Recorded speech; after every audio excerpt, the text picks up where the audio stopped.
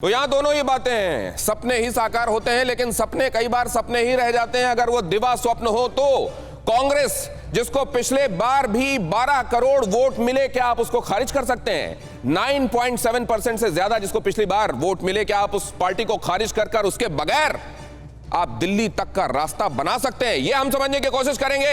कांग्रेस का हाल भी आपको सुनाएंगे, उसके नेताओं के मन में क्या चल रहा है, ये सब देखने के बाद वो भी हम आपको बताएंगे। लेकिन फिलहाल मैं अपने मेहमानों से आपका परिचय कराता हूं, इस चर्चा को आगे बढ़ाता हूं।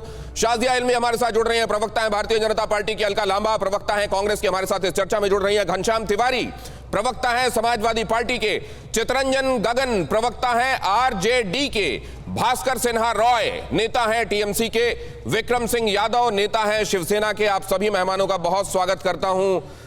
लेकिन शाजिया इल्मी, कांग्रेस मुक्त भारत की बातें आप लोगों ने की और आपके लिए काम ये ममता बनर्जी कर रही हैं। नहीं, पर ममता बनर्जी और कांग्रेस पार्टी और जो भी आपके समक्ष इस वक्त जो इस पैनल में बैठे हैं, उनका तो एक ही मकसद है, बीजेपी मुक्त राजनीति। तो इन सभी का एक काम ये है कि, और केंद्र बिंदु एक ही है कि किसी तरह से भाजपा को हराया जाए। तो इतने नकारात्मक मकसद के साथ और केंद्र बिंदु के साथ और सिर्फ एक लक्ष्य के साथ, एकमात्र नारे के साथ कि हम हरा सकते हैं भाजपा को, नहीं तुम नहीं हरा सकते, मैं हराऊंगी, नहीं मैं हराऊंगा। और आपस में एक ही कॉन्स्टिट्यूएंसी के पीछे भागते हुए ढेर सारे लोग इसी मकड़ जाल में फंसे हुए हैं कि कैसे हम भाजपा को हराएं। तो ये अपने आप में दिखाता है कि भाजपा की ज़मीन जो है, जिस ज़मीन पे खड़ी है, और वो कितनी मजबूत ज़मीन है अपने आप में, और ये अपने आप ताकत दिखाता है।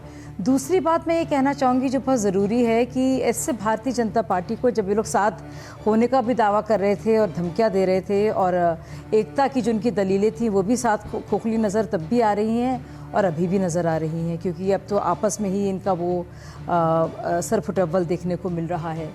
तो मैं तो बस ये कहना चाहूँगी, देखिए, अगर आपका मकसद इतना नकारात्मक है कि आपको एक पार्टी को हराना है और आपको ना जनता के लिए, ना लोगों के लिए, ना जन कल्याण के लिए या सेवा भावना के लिए कुछ भी करना है, एक पार्टी एक अपने परिवार का सोचती है, दूसरी पार्टी अपने परिवार का, सबके सब पर भ्रष्टाचार के संगीन इल्जामात लगे हैं। तो मतलब मुझे लगता नहीं एक पार्टी और दूसरी पार्टी में कोई फर्क है। शाजिया इल्मी जी, भ्रष्टाचार से कौन बचा है?